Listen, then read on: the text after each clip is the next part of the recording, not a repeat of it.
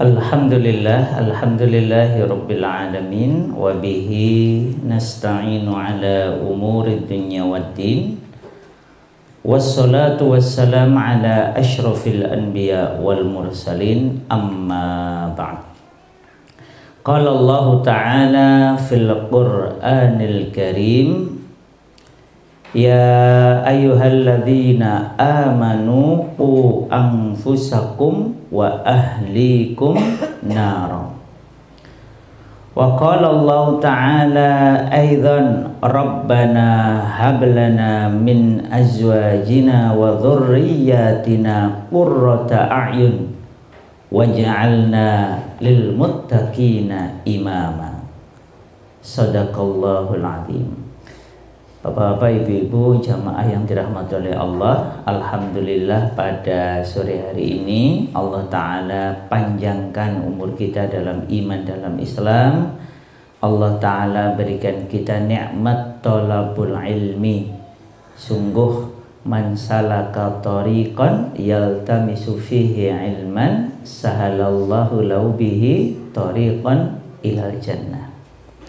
Sapa wonge gelem nglakoni dalan dinggo golek ilmu, maka perjalanannya menuntut ilmu itu memudahkan dia thariqan ilal jannah, untuk sampai ke jannah. Nggih, muga-muga mboten gur melampah teng jannah tapi saged mlebet jannah. Nek gur melampah ra tekan-tekan nggone ya repot. Alhamdulillah.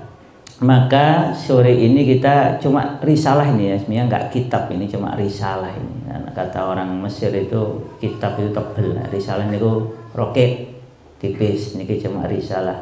Al-aba madrasatul abna. Ini para bapak adalah madrasahnya anak-anak. Terus bapak-bapak, ibu-ibu harus memahami bahwa di dalam Islam ini tanggung jawab utama pendidikan anak itu adalah bapak, bukan ibu. Ibu itu mengikuti komando bapak. Dalilnya nopo yang tadi saya bacakan, ya ayyuhalladzina amanu qu anfusakum wa ahlikum nara. Jadi di situ ditunjukkan bahwa perintah untuk menjaga wiqayatul anfus wa wiqayatul ahli wal aulad itu pada bapak, pada laki-lakinya. Maka bagian dari tanggung jawab itu adalah para bapak memilih istri yang solihah, memilih ibu yang solihah untuk menjadi calon bagi ibunya anak-anak kelak gitu. Maka ketika sang istri tidak solihah atau belum solihah, itu tanggung jawabnya dikembalikan kepada suaminya. Suaminya harus mendidiknya, harus mengajarkannya halal haram, harus mengajarkannya apa itu perintah Allah, dan memerintahkan istrinya untuk melaksanakannya, dan begitu pula sebaliknya. Maka ketika sang istri ini alhamdulillah solihah, bahkan lebih solih dalam tanda kutip lebih baik daripada suaminya, maka tanda solihahnya seorang wanita adalah ikut mendukung, membantu suaminya berperan menjadi bapak yang bertanggung jawab. Jadi tanda istri solihah itu ya membantu suaminya biar soleh. Inilah yang oleh ulama disebut sebagai bi'ah solihah, lingkungan yang solihah. Jadi disebut bi'ah solihah itu kalau orangnya soleh solihah lalu bersungguh-sungguh mengajak yang lain jadi soleh, itu disebut bi'ah solihah. Tapi kalau orangnya baik tapi nggak ngajak liyane apik, niku namanipun bi'ah hasanah. Bi'ahnya yang baik, tapi proses interaksi antar orang tidak baik karena tidak ngajak. Wal takum minkum ummatu yad'una ilal khair wa ya'muruna bil ma'ruf wa yanhauna 'anil munkar. Kan gitu. Terus nami bi'ah solihah niku nggih ngajak al ma'ruf, nyegah al munkar, terus tetap senantiasa beriman kepada Allah Ta'ala. Maka kalau dipikir-pikir sebenarnya nggih ngapunten nggih Bapak-bapak Ibu-ibu terutama yang baru ya. Kan sebenarnya Sajadah sudah mengadakan kajian pendidikan anak kan tiap Sabtu sonten. Kan nggih gambil lah tinggal jenengan diarahke Sabtu sonten pun rampung kan ngoten. Tapi nggak begitu masalahnya. Agama kita itu nek saged ngaji ben dinten niku ngaji ben dinten kok. Mosok ngaji sepekan sekali 2 pekan sekali gaya. Maksudnya gaya wah aku ngaji pengen pindho 2 kali sepekan niku tetap kemawon itu tetap saja itu masih qalil, masih sedikit. Jenengan nek dahar niku sehari berapa kali? Bapak Ibu nek dahar niku sehari berapa kali? 3 kali nggih normal nggih. Nek poso nggih paling 2 kali ya. Niku ngapunten dahar niku tinggal keperluan fisik napa batin? Alhamdulillah. Ya dikumah wasihbalakum. Tinggi keperluan fisik. Lah menurut jenengan fisik kalih batin itu penting pundi? Batin sama fisik? Kalau penting kali-kali ya, nggih penting kali-kali ya. Luwih penting pundi? Alhamdulillah. Ya dikumah wasihbalakum. Lebih penting yang batin. Karena orang sehat fisiknya sempurna, dia kafir, dia masuk neraka. Tapi orang ngapunten nggih, umpaminipun nggih, Allah Ta'ala takdirkan dia itu sakit lalu meninggal dunia, berarti kan meninggal dunia dalam kondisi tidak sehat. Itu kalau dia meninggalnya itu dalam kondisi iman Islam, ada di dalam dadanya kalimat la ilaha illallah dakhalal jannah. Maka pendidikan itu yang paling utama bukan fisiknya. Maka kalau jenengan buka kitab-kitab tarbiyatul aulad fil Islam, pendidikan anak dalam Islam, itu pasti yang dibahas pertama dan awal itu mesti masalah niat, akidah, keimanan, nanti kemudian akhlak, baru kemudian nanti ke poin kesekian baru bahas tentang tarbiyah jasadiyah atau pendidikan fisik. Itu menunjukkan bahwa memang urusan non fisik itu jauh lebih dipentingkan, dan itu intinya ada di dalam kolbu. Kata Rasul kolbu itu kan tempat orang itu bisa merasakan, tempat orang itu bisa ngerasake bener apa salah. Nek jenengan krungu adzan niku remen apa mboten? Nah, tinggal dicek nanti dengar adzan maghrib seneng apa enggak, dengar adzan subuh seneng apa mboten? Wah lagi tuh enak malah adzan subuh. Atau alhamdulillah masih bisa dengar adzan subuh, ya Allah, terus semangat untuk sholat. Itu ngecek qalbu itu gampang kata ulama. Sebenarnya kita kalau kita dengar syiar-syiar Islam kita seneng nampa boten. Makanya saya mengajak para pendidik kutab itu ayo tetap mengadakan untuk yang prakutab. Nah, kita pilih yang tipis nanti biar segera selesai. Nah, nanti setelah itu bisa gabung bareng-bareng di majelis yang besar. Tapi sebenarnya kalau saya nggih Ahad sonten diadakan nggih sae, Sabtu sonten diadakan nggih sae. Kalau saya itu kerjaannya ya tiap hari nggih sinau kalih. Nah, sebenarnya menyampaikan di depan juga bagian dari belajar. Makanya kalau nggak ada majelis gawe-gawe majelis. Iya, namanya ngajak-ngajak itu kita aktif, bukan kita pasif. Nek nunggu diundang itu kan pasif. Dan kan kadang ngikuti kemauan yang ngundang. Ya saya nggak diundang. Cuma kan nek ngundang, kadang ngundang sing ngundang niku nggih kurang ajar sebenarnya. Kan wis ngundang terus napa niku ngatur jadwal kita kan ngoten. Bar niku nggih njaluk tema. Berarti kan sebenarnya lebih pinter yang diundang apa yang ngundang niku. Terus bar niku nggih macam-macam lah. Tapi itu namanya memang ya namanya kita saling menolong itu ya begitu. Kadang sana memerlukan apa, kita bisa bantu apa. Nah, dados Bapak Ibu ini risalah ini tipis. Terjemahan ini kemauan cuman 70-an, 80 persisnya. Itu pun tulisannya nggih ngeten iki segini nih, ukuran kertasnya mungkin aslinya nggak nyampe 100 halaman. Seingat saya aslinya itu 60 halaman. Ini saya sudah download. Karena di tempat lain itu tiap 2 pekan sekali nggih bahas ini. Jadi ini majelis ketiga saya membahas risalah ini. Nggih, risalah Al-Aba Madrasatul Abna. Saya sendiri pernah menulis untuk negara sematawayang kita ini.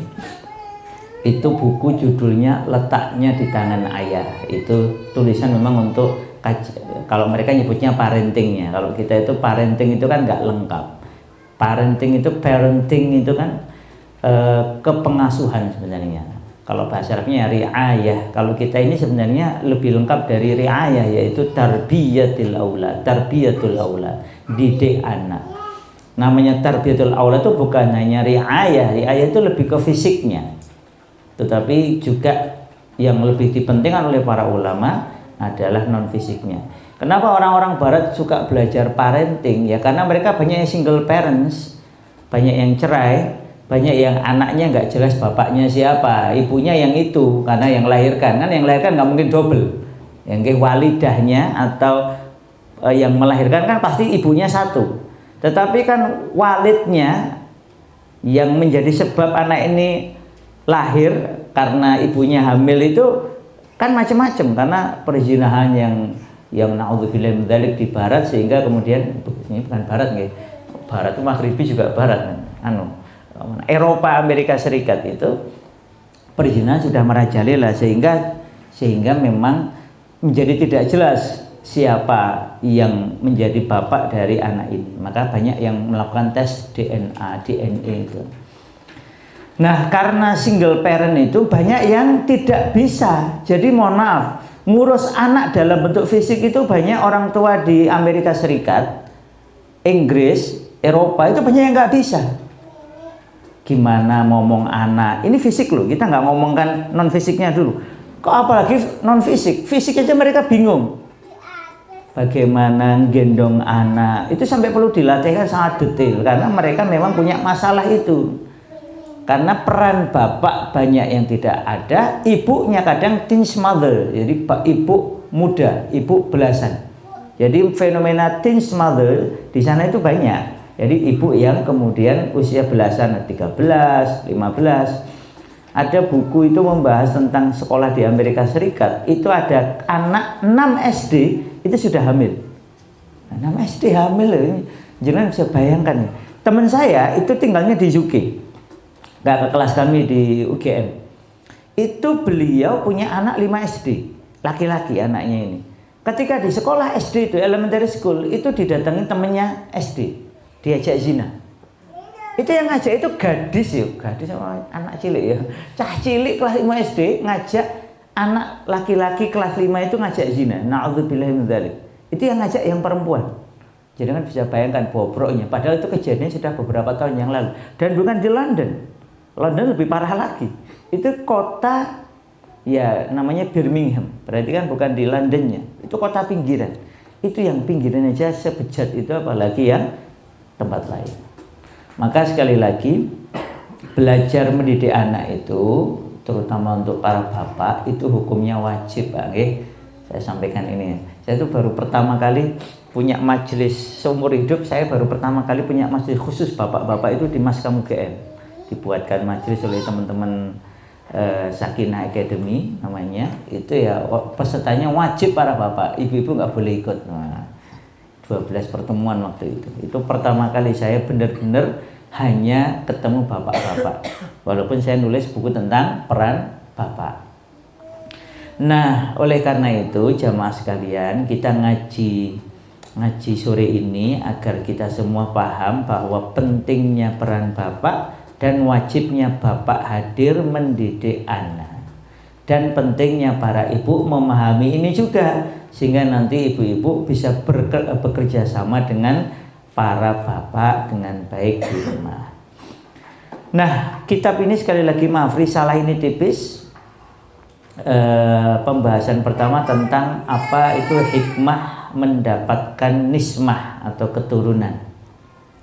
Jadi Islam ini menyerukan agar wanita yang penuh kasih sayang, agar para lelaki menikahi wanita yang disebut Rasul al-wadud. Al-wadud itu berarti penuh kasih sayang atau amat sangat menyayangi anak-anak dan al-walud yang punya potensi banyak anak. Jadi kalau nikah niku dulu bapak-bapak, ibu-ibu waktu nikah kesepakatannya sama suami istri itu anaknya banyak apa sedikit? Kalau saya bilang sama istri saya pengen punya banyak anak. Jadi cita-cita ya minimal 7. Sekarang baru 4. Ya kalau bisa nambah ya alhamdulillah lanjut gitu ya. Kalau enggak ya alhamdulillah 4 ternyata sudah dianggap banyak ya. Padahal bapak saya itu 7 bersaudara, ibu saya 7 bersaudara. Saya 4 bersaudara, jadi ada penurunan dari 7 ke 7 jadi 4. Karena ibu saya 7 bersaudara, bapak 7 bersaudara. Jadi kalau kumpul keluarga itu senang karena saudaranya banyak. Tapi kalau kumpul keluarga saudaranya sedikit, kan kurang greget gitu ya. Maka Rasul menyuruhkan, hai para lelaki, pilihlah wanita yang al-wadud al-walud. Ini setelah imannya beres. Karena Rasul mengatakan tuntahul mar'ah li arba. Wanita dinikahi karena 4 perkara. Yang pertama itu li jamaliha, ini urutannya bisa bolak-balik ya. Li maliha, li jamaliha, li nasabiha. Karena hartanya, karena kecantikannya, atau yang ketiga karena nasabnya, anak sopo, turunan sopo. Kemudian yang keempat li diniha, atau yang keempat adalah karena agamanya. Kemudian Rasul mengatakan fadfar bidzatiddin, pilihlah yang memiliki agama. Jadi kalau milih istri itu pertimbangan paling penting dan paling utama itu adalah agamanya. Nek bahasa guyone para ulama itu ora ayu ra apa-apa sing penting wedok. Ora sugih ra apa-apa sing penting iso kerja. Ora napa niku ora turunane wong sok wong terkenal sing penting ora napa niku sing penting bukan hasil perzinahan. Walaupun sebenarnya kalau anak itu hasil zina itu sebenarnya yang salah bukan anaknya nggih, yang salah tetap orang tuanya. Anak tetap baik, bersih, halal fitrah. Tetapi menegaskan kepada kita bahwa orang soleh itu amat mempertimbangkan agama. Yang lain itu tidak penting kalau agamanya nggak ada. Oleh karena itu, setelah memilih karena agama, lalu dipertimbangkan ini ada sekian alternatif wanita solihah, maka pilihlah yang al-wadud al-walud. Ini erat kaitannya dengan mengapa kita menikah atau ghayatul nikah, tujuan nikah itu apa? Pertama adalah mendambakan apa yang ada pada diri kita itu bisa diwarisi oleh anak. Maksudnya itu kebaikan-kebaikan kita itu diwarisi oleh anak. Makanya dikatakan Rasul ini di dalam kitab yang lain ya, bukan di risalah ini. Namanya risalah ya memang tipis ya, pendek ya. Jadi tadi saya banyak menyebut dalil itu dari kitab yang lain. Itu anak itu merupakan hasil jerih payah bapak atau orang tua. Jadi anak itu mau tidak mau merupakan hasil jerih payah orang tua, khususnya bapak. Nah, maka tujuan pertama menikah itu adalah agar ada hasil dari jerih payahnya, yaitu anak. Al-malu wal banuna zinatul hayatid dunya. Al-mal harta, wal banun dan anak turun itu zinatul hayatid dunya. Ada zinah yang halal nih, perhiasan kehidupan dunia. Karena kalau yang haram itu zina, bukan pakai tak marbutoh tapi zina. Nah, zina atau perhiasan kehidupan dunia itu adalah punya anak. Gitu Pak nggih. Kondur saking kerja napa saking medal gitu, lihat anak itu rasanya seneng. Tadi saya itu lagi leyeh-leyeh mencermati satu kitab tentang sejarah gitu. Terus anak keempat saya datang, lalu saya peluk, terus karena sambil nyimak nasyid karena anak saya nomor 4 itu unik. Saya itu punya tes IQ, itu kakak-kakaknya itu kesusahan. Tapi yang 5 tahun ini bisa menyelesaikan. Saya kaget loh, kok bisa ini? Saya tes lagi, bisa lagi tuh. Dan kalau dengarkan nasyid yang nggak pakai musik, yang hanya bahasa Arab, itu hafal. Jadi saya punya rekaman anak ini hafal nasyid. Ya, jadi apa namanya itu ya, medley ya, jadi nasyid yang sholawatan yang nggak pakai musik itu saya setelkan beberapa kali, kok hafal? Ya sebagian bahasa Arabnya salah ya, tapi secara umum dihafal. Kok cepat sekali hafalannya gitu. Tadi saya peluk, tidur bareng dan itu kerasa sekali kalimat ini, al-mal wal banun zinatul hayatid dunya. Kalau Rasul mengatakan cucu-cucuku itu raihatani, cucu-cucuku itu ini juga anak ya, anak dan cucu itu raihatani, dua bau harum-haruman yang suka dicium. Jadi kan kalau punya anak kecil itu mencium baunya kan beda sama kalau sudah, mohon maaf, kalau sudah agak gede kan gitu. Padahal kita tetap anak jenengan itu. Tetapi baunya anak kecil, terutama yang 7 tahun atau 5 tahun ke bawah, itu memang baunya khas. Sehingga kita itu senang menciumnya. Maka Rasul sebutnya sebagai raihatani. Raihatani itu dekat dengan kata raihan. Raihan itu adalah jenis wewangian dari bunga-bungaan yang baunya harum. Sehingga kita itu senang sekali mencium baunya. Ini bapak-bapak, ibu-ibu atas menggunakan pewangi yang tidak alami, pewangi yang buatan itu ya. Sudah banyak riset penelitian yang menunjukkan bahayanya memakai pewangi buatan.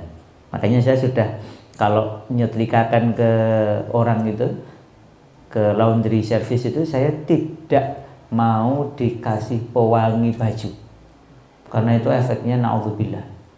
Ada teman kami itu gagal ginjal, satu di antaranya setelah diteliti itu karena seneng memakai baju langsung jadi pewangi. Itu kan baunya dalam tanda kutip kayak harum, langsung dipakai. Itu di jangka panjang itu merusak ginjal dan beberapa kerusakan yang lain. Kalau kata Pak Iqbal itu, beliau menemukan beberapa riset itu merusak otak. Jadi dalam jangka panjang itu kemampuan anak atau orang itu menjadi menurun, bahkan bisa rusak kemampuan otaknya karena setiap hari mencium wewangi buatan. Karena zatnya itu membahayakan otak. Riset yang lain itu merusak hormon. Jadi hormon jenengan akan terganggu, mudah emosi lah, tidak punya kesabaran yang memadai, moco buku gak seneng, moco Quran gak seneng, senengin nonton HP, itu sudah tanda ada kerusakan hormonal itu. Karena memang itu resmi di psikologi itu sebagai gangguan kejiwaan. Jadi orang yang terobsesi dengan HP dan semacamnya itu sudah, mohon maaf, sudah resmi dianggap sebagai gangguan. Kalau orang Jepang nyebutnya itu seperti autis. Autis itu tidak bisa nyambung dengan dunia nyata karena terlalu asik dengan dunianya sendiri. Nah, itu termasuk dunia HP. Jadi banyak sekali riset membuktikan bahayanya kimia buatan atau sintetis artifisial. Apalagi kalau itu kena kulit, itu lebih bahaya lagi. Nah, oleh karena itu kembali ke sini tadi, bahwa anak itu, baunya anak itu bisa menjadi harum-haruman bagi orang tua. Oleh karena itu, anak itu zinatul hayatid dunya. Kemudian yang kedua, itu mendambakan untuk memiliki keturunan yang soleh, yang bisa memakmurkan bumi dan juga melanjutkan kehidupan manusia yang sejalan dengan ajaran-ajaran Allah. Jadi kalau yang pertama tadi itu sangat personal, itu perhiasan hidup kita sebagai bapak, sebagai ibu. Kalau yang kedua ini lebih tinggi dari itu, yaitu kita mengharapkan anak-anak kita itu minas sholihin, termasuk anak-anak yang soleh, hayatun thayyibah, yang dia akan menjalankan kehidupan yang thayyib, yang dia akan membantu bumi ini di bumi ini ada orang-orang yang tusabbihu wa tadhkuruh, yang bertasbih dan mengingat Allah Ta'ala. Ini seperti perkataan Umar bin Khattab, ma'atin nisa ali syahwat, tidaklah aku mendatangi wanita istri-istri beliau itu untuk syahwat. Kata Umar itu enggak, saya datangi istri bukan karena syahwat. Walaulal waladu ma balaitu alla ara imra'atan bi'ainai, seandainya bukan karena aku harapkan punya anak dari para wanita itu, dari istri-istriku itu, tidaklah aku peduli bila aku tidak melihat seorang wanita pun di kedua mataku. Jadi Umar itu kalau datangi istri itu targetnya hamil, Bu. Bapak-bapak gimana, Bu? Pak, harus sepakat ya sama ibu-ibu ini. Jadi ibu-ibu itu niatnya kalau amal soleh dengan suami itu juga niatnya kalau bisa hamil. Kalau nggak jadi tetap pahala. Luar biasa loh pahala punya anak itu. Karena ini mengikuti perintah Rasul. Rasul itu mengatakan, ana mukatsirun bikumul umam. Aku ini kelak di akhir zaman, di akhirat itu akan berbangga-bangga dengan banyaknya anak turun, banyaknya umat ini dengan anak turun kalian ini, jenengan-jenengan ini. Maka para orang tua itu dianjurkan, diperintahkan untuk punya cita-cita banyak anak. Nah, makanya Umar melakukannya. Wa inni la ukriha nafsi 'alal jima'i raja'an ayakhrujallahu minni nismatan tusabbihu wa tadhkuru. Aku memaksakan diriku untuk jima, suami istri tadi, karena berharap mudah-mudahan Allah mengeluarkan dariku nismatan, keturunan jiwa yang senantiasa bertasbih kepada Allah dan mengingat Allah. Jadi niatkan kalau mendatangi suami atau istri itu biar punya keturunan. Kalau masih ada kesempatan itu pun ganjaran ya. Makanya nanti kan ada doanya khusus nih. Bapak-bapak, ibu-ibu hafal ya doanya kalau mau ibadah khusus nih. Apa materi yang apa doanya? Bismillahirrahmanirrahim. Qabil tu nikah atau siapa nih? Terus apa nih kok? Penapal nggih nek sing mboten kertas nggih tanglet nggih. Gimana doanya itu? Itu sampai teman saya itu ingat karena banyaknya orang tua yang enggak hafal, banyaknya pengantin baru yang enggak hafal itu sampai beliau itu pesan kaligrafi ya kayak kaligrafi kayak ini kan, kalau ini kan raditu billahi robba ini yang atas buku itu, atas rak buku. Kalau itu enggak, itu doa jima. Karena sudah dipasang, banyak yang nggak tahu. Doanya bagus sekali ya. Ini doa apa? Astagfirullahaladzim. Itu di depan pabrik itu, jadi di ruang tamu itu dipasang itu. Seingat saya masih ada sekarang di penerbit Projumedia, Omah Dakwah Joko Karen itu. Itu sengaja dipasang. Kenapa? Itu sunnah mahjuroh, sunnah yang mulai ditinggalkan atau nggak dikenali lagi oleh muslimin, sehingga banyak pengantin baru nggak hafal doa sebelum ibadah khusus tersebut.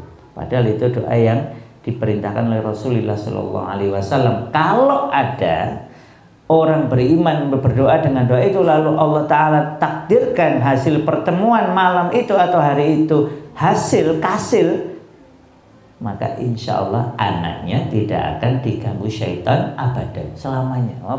Apa nggak keren itu? Nah, kalau bagi yang dulu belum pernah gitu ya, pakai terus dibaleni meleh. Ayo Bu, kita ulangi jadi pahala gitu. Kalau anaknya nggak bisa dikembalikan gitu, tapi kan amalnya kan bisa diulangi. Maka dua tujuan ini, tujuan untuk pribadi jadi zinatul hayati dunya, dan tujuan untuk din akhirat yaitu untuk lahirnya nismatan tusabbihu wa tadhkuruh.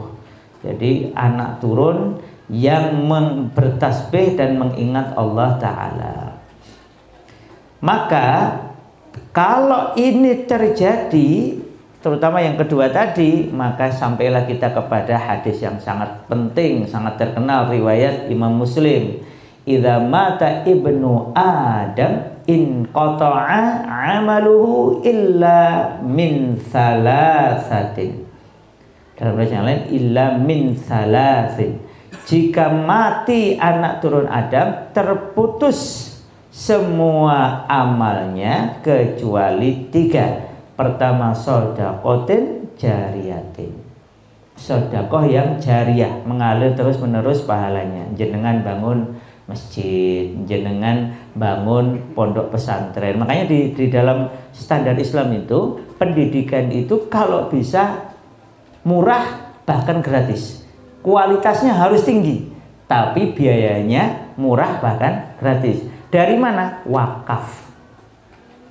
Maka sajadah ini alhamdulillah di husnuzoni orang pinter golek duit. Maksudnya nek golek gawe sekolah larang gitu insya Allah laku.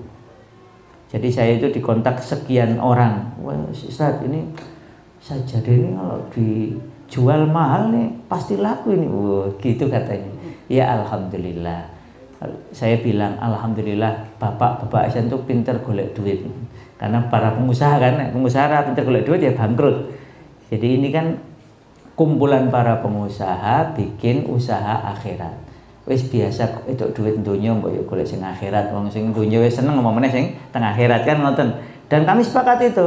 Dan ketika sudah ada godaan-godaan untuk bikin mahal itu, oh ya gampang, ingatnya gampang. Kalau kita dulu itu bikin belum ada bank, belum ada bentuknya saja kita sudah yakin janji Allah. Lah kok sekarang sudah ada bentuknya malah nggak yakin itu pripun. Maka itu lebih memudahkan. Nah kemudian yayasannya cari cara untuk biayai. Jadi full beasiswa tetap harus kualitas harus kita jaga. Mungkin jangan lihat di sini nih. Buku-buku ini bukan hanya namanya bukan hanya pajangan ini ya.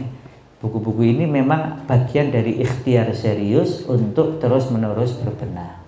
Dan ini pun masih kurang sekali ini. Ini baru berapa? 1.100 judul ya. Masih sangat sedikit karena targetnya itu minimal 2.000.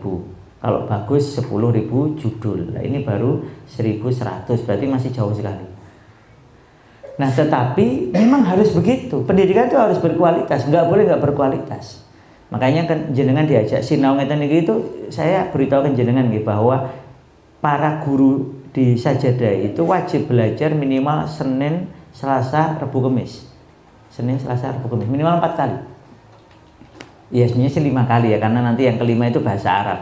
Kalau yang Senin itu, ya Senin Selasa itu kajian kitab pendidikan, Rebo kajian kitabul akhlak, Kemis itu dengan Ustaz Wajil Azim itu kajian tentang psikologi Islam dan bagaimana penerapannya. Nanti setiap malam Selasa itu ada yang laki-laki itu kajian bahasa Arab, ngaji kitab bahasa Arab. Kemudian belum yang lainnya, yang putri juga sama. Maka kalau anak jenengan sepekan berapa kali? 5 kali nggih? Senin, Selasa, Rabu, Kamis, Sabtu kan? Nah, maka orang tuanya masuk diajak ngaji sepekan sekali, 2 kali. Angel ini kan rada ajaib nih. Lah pengen anaknya soleh, solihah. Tapi tapi wong tuane mboten sinau kan bahaya itu. Makanya kami ngajak Bapak Ibu sekalian ayo belajar. Karena kalau kita mengharapkan anak-anak yang soleh solihah itu ya Bapak Ibunya berusaha. Bahwa kemudian kita nanti kalah sama anak kita. Wah anak hafal Quran 30 juz, Bapak juz 30 ngapunten memening tidak lancar. Enggak apa-apa. Tapi kita tunjukkan kepada anak-anak kita bahwa kita ini orang tua yang tidak berhenti belajar. Nah oleh karena itu kalau ada anak turun Adam itu nanti meninggal dunia, terputus semua amalnya kecuali yang pertama dari sedekah jariyah. Maka kalau jenengan punya kesempatan pokoknya sedekah. Ada masjid lagi dibangun ikut, ada masjid bangun kembali ikut, ada pondok pesantren, lembaga pendidikan atau apapun sedang buka wakaf ikut. Rakitan 1000, kalih 1000 mboten napa-napa, tapi itu buat pengingat bahwa ada harta kita ikut dalam proyek sedekah jariah umat. Jangan harus ikut itu.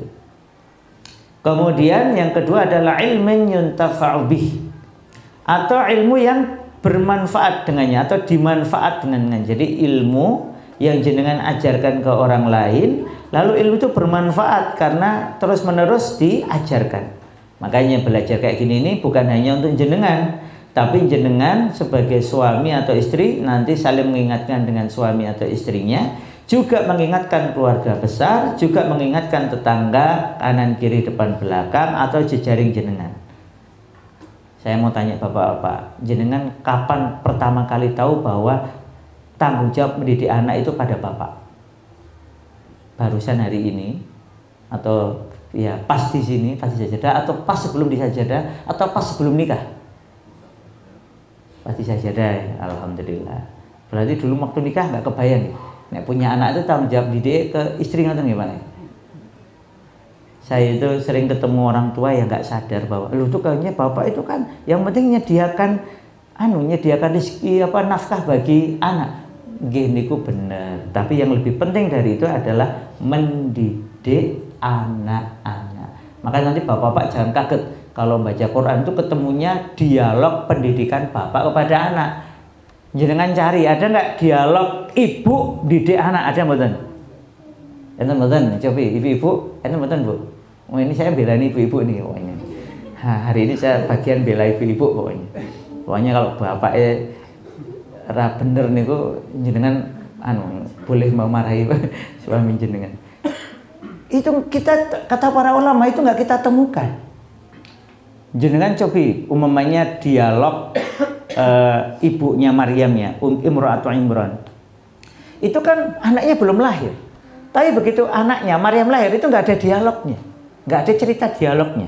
Ceritanya tiba-tiba wakafalahu Zakaria. Sudah tiba-tiba dikafil Zakaria. Itu dialognya mana? Tapi bukan berarti terus ibu-ibu nggak dialog sama anak, boten. Tapi salah kalau dikatakan bahwa ibu-ibu itu harus cerewet. Niku risetnya itu salah. Itu sudah dibahas. Nanti jenengan boleh dengarkan diskusi saya dengan Ustaz Fadhil Azim di Kipoin Pro kelas parenting online Pro Media. Itu kan tiap bulan ya kelas parentingnya ini. Itu jenengan itu bukunya itu sudah diteliti oleh seorang pakar namanya Mark Lieberman. Salah itu bukunya itu ngapusi. Bukunya itu yang terkenal namanya kan namanya Feminine Brain. Nah betul. Female brain, otaknya wanita. Itu walaupun yang nulis dokter, tapi dokternya itu ngapusi ternyata. Jadi melakukan penipuan dengan statistika, karena dibuktikan oleh Prof. Mark Lieberman semua data yang dikumpulkan di situ tidak nyambung langsung dengan tulisannya. Na'udzubillah. Jadi Bapak Ibu sekalian, ilmin yuntafa'u bihi ini jenengan ngaji di sini atau ngaji di tempat lain atau baca buku dapat ilmu lalu jenengan ajarkan ke yang lain, ya, termasuk didik anak ini. Makanya ilmu pendidikan anak di dalam Islam itu hukumnya wajib bagi siapa? Bagi orang yang pengen nikah. Jadi begitu ada orang pengen nikah, itu terkena atasnya kewajiban untuk belajar ilmu mendidik anak yang benar. Apalagi kalau sudah nikah, apalagi kayak jenengan sudah punya anak, itu wajib. Jadi jenengan nggak datang ke sini itu dosa. Bukan karena ngajinya ini, bukan, tapi karena jenengan nggak sinau. Berarti majelis ini boleh dibubarkan. Yang penting jenengan tetap sinau. Jadi ini tuh bagian dari nolong jenengan biar nggak berdosa. Karena saya khawatir jenengan tuh nggak punya majelis belajar didik anak di tempat lain. Ketinggalan ini. Nggih ya. Nggak ada majelis yang lain yang jenengan rutin belajar didik anak. Kalau ya memang harus spesifik, wong jenengan gak ada anak masuk pripun. Itu wajib hukumnya. Dan itu kata ulama itu sebelum nikah sebenarnya. Jadi kalau sudah kadung nikah, apalagi sudah punya anak, itu berarti kan harusnya kan tinggal praktek kalau punya ilmunya. Lah ini sekarang sudah punya anak, masih nggak bisa prakteknya karena nggak punya ilmunya. Maka ini kami itu makanya bikin ini biar ya nulai hitung-hitung itu mengurangi dosa itu. Ya dosa kami maupun dosa jenengan semua karena nggak punya majelis tertib belajar tarbiyatul aulad fil Islam. Dalam Islam memang nggak boleh yang metode non kafir itu nggak boleh. Metode kafir itu nggak boleh memang. Ini serius. Dalilnya to the point sekali dan kalimatnya itu fi'il amr. Fi'il amr itu kata ulama dalam usul fikih namanya kalimat perintah, itu hukum asalnya apa? Wajib. Ini bunyinya ini, saya ambilkan satu aja yang langsung to the point. Surat Ar-Rum ayat 30. Hafal kan jenengan? Enggak hafal? Bunyinya nopo? Surat Ar-Rum ayat 30. Itu langsung kalimatnya Allah itu fa'aqim wajhaka lid-dini hanifa. hadapkanlah wajahmu kepada agama ini secara hanif. Itu ditafsir, hanif itu jangan tengok-tengok metode non-Islam. Jadi jenengan nengok-nengok psikologi, saya orang psikologi ya, nengok-nengok psikologi, padahal jenengan belum belajar apa yang datang dari agama ini, itu sudah salah. Harusnya belajar dulu yang datang dari agama, ngerti standarnya, baru nengok psikologi. Karena psikologi ini kok bisa salah. Oh, bapaknya psikologi namanya Profesor Dr. Sigmund Freud, matinya bunuh diri. Mosok ajeng melok Freud jenengan sinau stres nggih. Saya punya adik kelas di psikologi UGM, itu stres gara-gara mendalami teorinya si Freud. Ya kan memang teorinya Freud itu teori orang gila, teori orang stres. Ya kalau meyakini ya jadi stres. Mamanya melihat semua orang itu punya penyakit jiwa. Itu Freud itu berkomentar bahwa tidak ada manusia di bumi ini kecuali punya penyakit jiwa. Jadi kalau pakai teorinya itu, pakai bahasa ngawur gitu ya, asal ngambil teori bagian itu saja, nggak mikir ke yang lain, berarti saya sedang berbicara di hadapan bapak ibu yang punya, nggak enak sekali tuh. Nanti muridnya, namanya Profesor Dr. Greenfield Hall mengatakan, remaja itu normalnya bermasalah. Jadi jenengan kalau punya anak remaja itu normal kalau bermasalah. Itu menurut Greenfield Stanley Hall. Berarti kalau ketemu remaja itu mesti bermasalahin. Itu juga nggak bener, karena ternyata riset yang dia ambil Prof Hall ini dari anak-anak muda Amerika Serikat yang dia teliti itu cuman maksimal 20% yang bermasalah dan semuanya orang Yahudi. Lalu karena mentang-mentang dia Yahudi, dia bilang yang normal adalah kayak anak muda Yahudi yang bermasalah. Jadi yang nggak bermasalah itu dibuat bermasalah, biar dalam tanda kutip biar normal. Kan nggak bener itu. Karena kalau makanya disebut sebagai lie with statistik, berdusta dengan statistik. Na'udzubillahi min dzalik. Jadi bapak-bapak, ibu-ibu sekalian boleh belajar psikologi setelah belajar serius apa yang datang dari agama ini. Fa'aqim wajhaka lid-dini hanifah. Nanti kalau dilanjutkan kan fa'aqim wajhaka lid-dini hanifah fitratallahi allati fataran nas 'alaiha la tabdila li khalqillah dzalika ad-dinul qayyim. Peringatan dari Allah, walakinna aktsaran nasi la ya'lamun. Kebanyakan manusia tidak berilmu. Jadi urusan kayak gini ini ternyata memang kebanyakan manusia nggak mau belajar sungguh-sungguh, sudah tertarik dengan yang datang dari psikologi atau datang dari tempat yang nggak jelas. Sebenarnya kalau pakai psikologi yang standar harus ilmiah. Maka kalau tidak ilmiah itu bukan psikologi, namanya pseudo science alias ilmu pengetahuan yang palsu, abal-abal. Tadi kayak perempuan itu harus cerewet, kalau nggak cerewet itu nggak normal, itu ngawur. Atau fitrahnya laki-laki beda dengan fitrahnya perempuan, fitrahnya bapak beda dengan fitrahnya ibu, itu salah. Tadi ayatnya fitratallahi allati fatarana la tabdila li khalqillah, tidak ada perubahan pada fitrah Allah yang telah ditanamkan ke dalam diri setiap manusia. Jadi fitrah itu enggak berubah dari awal sampai akhir, tetap ada. Dia kafir, dia mukmin, tetap ada fitrahnya. Jadi memang orang itu kalau enggak belajar dari agama ini mudah sekali terombang-ambing dengan teori-teori yang enggak jelas.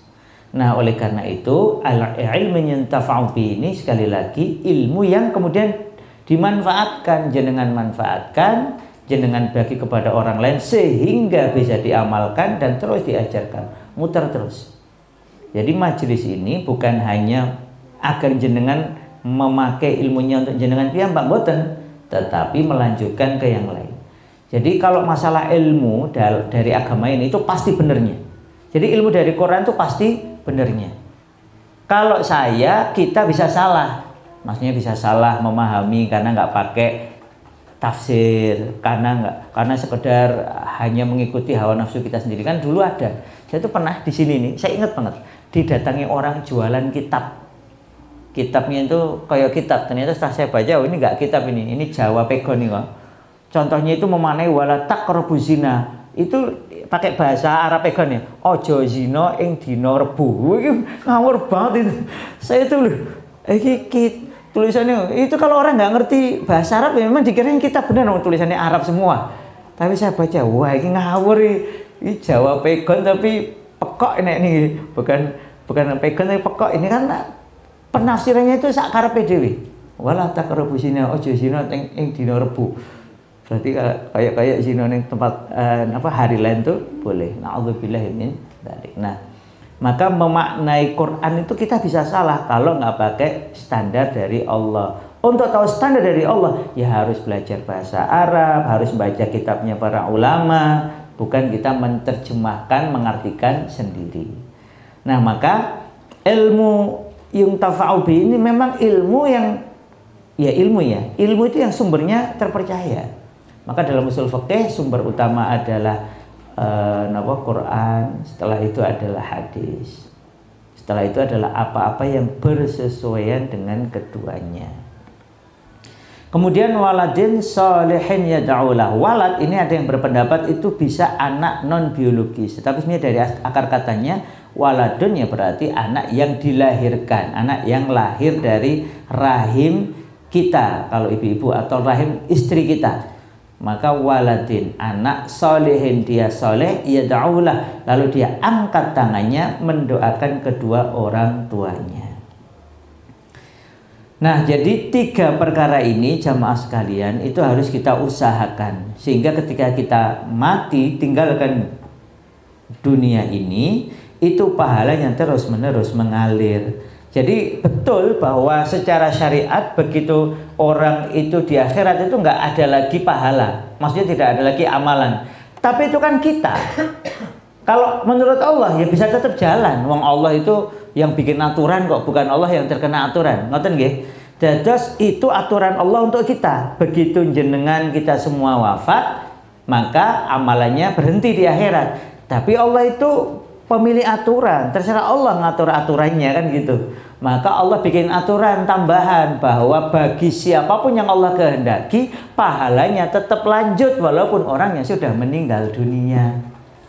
Nah, 3 diantaranya adalah ini. Maka jenengan sedekah jariyah kan normalnya mati ya mati pun rampung. Boten. Kalau jenengan itu sedekah Quran, Qurannya masih dibaca, jenengan itu pahala. Jenengan sedekah untuk masjid, masjidnya masih dipakai, jenengan itu pahala. Jenengan wakaf, wakafnya masih jalan untuk amal soleh, jenengan berpahala. Begitu. Jenengan punya ilmu-ilmu dibagikan, bermanfaat terus menerus diajarkan, jenengan tetap itu pahala. Lalu anak turun jenengan itu soleh, angkat tangan untuk doakan jenengan. Kan bukan hanya anak kandung kita ini juga bisa anak turun kita. Kata Imam Ibnu Katsir sampai 7 turunan bisa, bahkan lebih ya terserah Allah. Yang penting anak turun kita itu lanjut terus.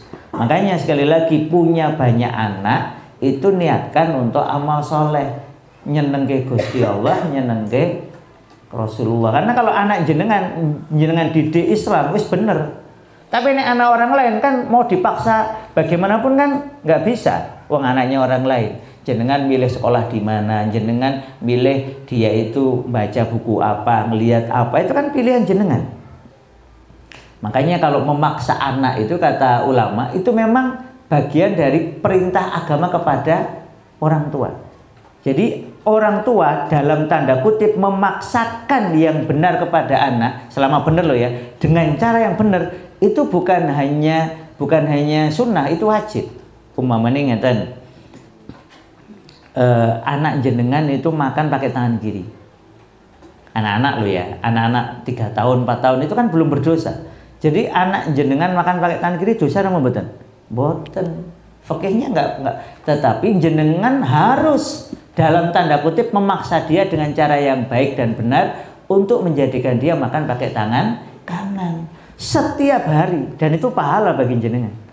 Padahal masih 3 tahun, masih 4 tahun, masih 5 tahun kan nggak kena dosa. Iya, tapi mengajarkan dia adab akhlak yang baik itu jadi pahala untuk orang tuanya.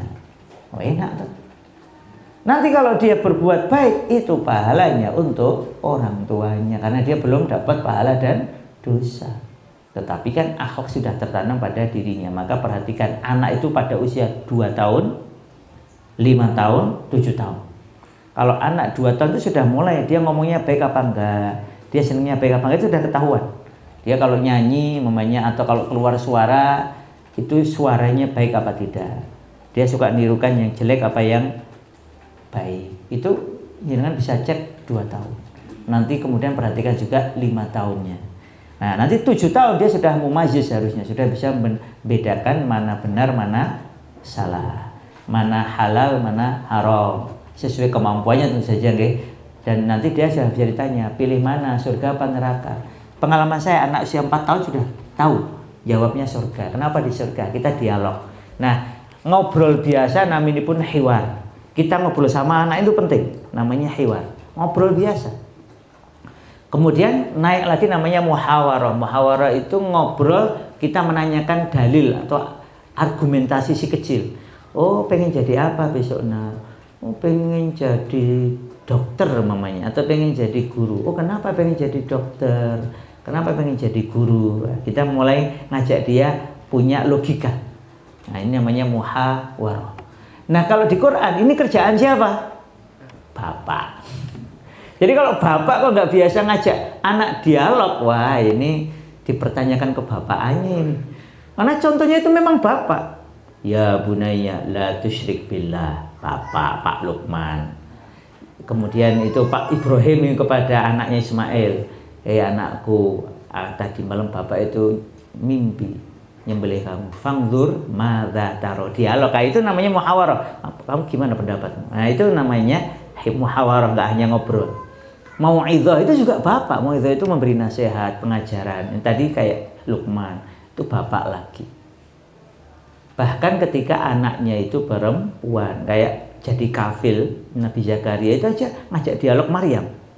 Maryam itu diceritakan, sebagian riwayat itu kan menjadi santrinya Nabi Zakaria kan 7 tahun.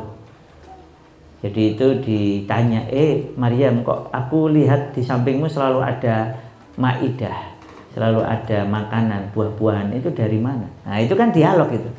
Itu yang melakukan siapa? Bukan Ummu Maryam, tapi Nabi Zakaria. Lanang meneh.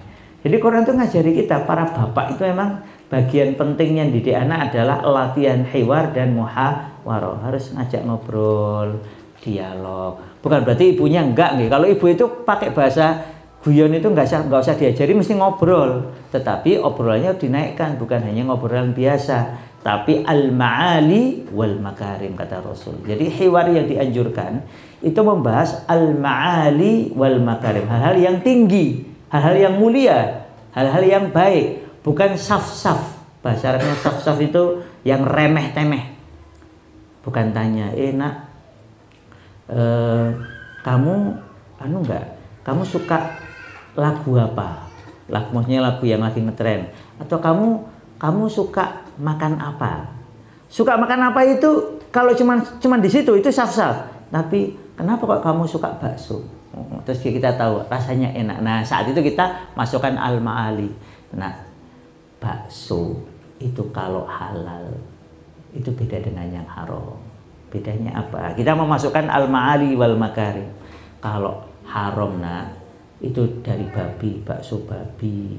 Itu walaupun enak, kamu seneng, itu bikin kamu masuk neraka. Di neraka itu enggak enak, dicambuk, digoreng, dibakar, ngeri. Tapi kalau bakso itu Masya Allah, dari sapi, bahkan bakso dari ayam yang disembelih dengan halal, itu baksonya itu halal, yang makan dapat pahala, bisa bikin kamu masuk surga. Nah, jadi hal-hal yang remeh-temeh itu harus kita ubah menjadi hal yang al-ma'ali wal makarim. Sehingga memang disitulah ada perlu namanya muhawarah, hiwar dan muhawarah. Nggih, ngoten nggih Bapak Ibu, ini oh iya, udah pas ini nggih. Ini kalau ada yang tanya jawab. Terus ini kali ini, pada pertemuan kali ini kita membahas tentang hikmah mendapatkan keturunan. Maka sekali lagi, kalau jenengan sudah Allah berikan rezeki keturunan, maka alhamdulillah dapat zinatul hayatid dunya. Nah, yang paling penting, lebih penting lagi adalah anak itu kita didik agar menjadi waladin solihin, awaladatin solihatin, yang nanti mau beramal soleh. Dengan itu orang tuanya mendapatkan manfaat dari keberadaan anak tersebut. Demikian, saya kembalikan ke pembawa acara.